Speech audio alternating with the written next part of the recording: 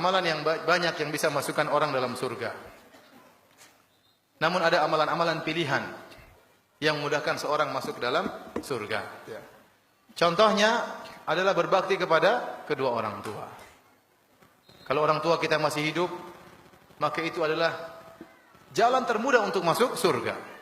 Rasulullah SAW tatkala didatangi oleh seorang sahabat kemudian berkata, "Ya Rasulullah, saya ingin berjihad, ingin berperang." Kata Rasulullah SAW, "Ahayyun walidak?" Apakah dua orang tuamu masih hidup? Bapak ibu masih hidup? Kata dia, "Masih ya Rasulullah."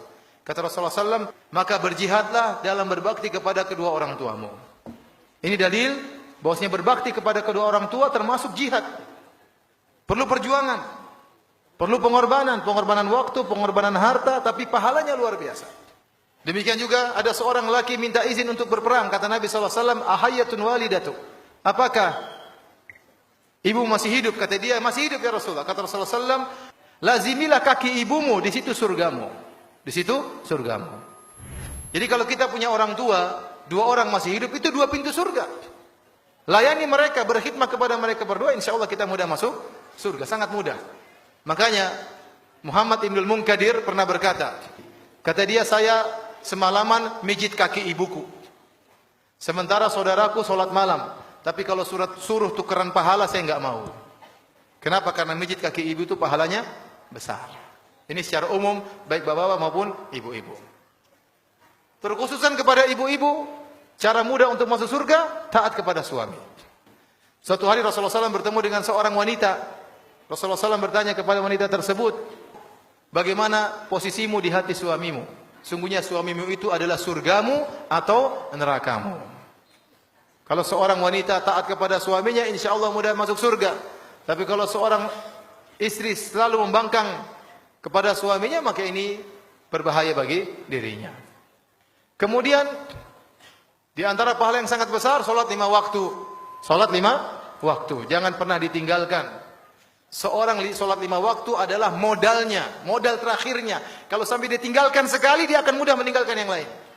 Kalau dia gampang-gampangkan dalam salat, yang lain juga dia akan gampang-gampangkan. Maka bagaimanapun kondisi, jangan pernah meninggalkan salat 5 waktu. Nabi bersabda tentang salat 2 rakaat sebelum subuh. Kata Nabi, 2 rakaat sebelum subuh lebih baik daripada dunia dan seisinya. Kalau kita salat sebelum subuh 2 rakaat, salat qobliyah 2 rakaat, paling kita kerjakan 3 menit, paling banter 4 menit. Ternyata pahalanya lebih baik daripada dunia dan seisinya. Itu baru salat 2 rakaat sunnah. Bagaimana lagi dengan salat subuhnya?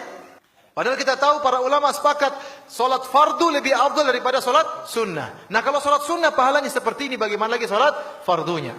Ya, ini diantara ibadah-ibadah yang sangat jangan sampai kita tinggalkan agar kita mudah untuk masuk surga. Banyak amalan-amalan. Insya Allah seluruh amalan kalau kita kerjakan dengan ikhlas memudahkan kita masuk surga. Namun ini diantara hal yang saya harap agar diperhatikan. Salat. Kata Nabi SAW, tatkala ada seorang datang kepada Nabi, "Ya Rasulullah, aku ingin bisa menemani engkau di surga." Kata Nabi, "Awa ghairu dzalik?" Apakah tidak ada permintaan yang lain? Ini permintaan berat, menjadi teman Nabi di surga berarti surganya tinggi. Nabi tanya, "Awa ghairu dzalik?" Tidak ada permintaan yang lain? Kata dia, "Huwa dzak." Yang saya minta itu ya Rasulullah. Kata Rasulullah SAW, "Kalau gitu tolonglah aku agar aku bisa berdoa kepada Allah, kamu sendiri harus banyak sujud." Kamu sendiri harus banyak sujud. Orang yang bahagia, orang banyak salat, banyak sujud. Kata Nabi SAW, kata Nabi, "Tidaklah engkau sujud karena Allah, kecuali derajatmu akan dinaikkan dan akan dihapuskan dosa-dosamu."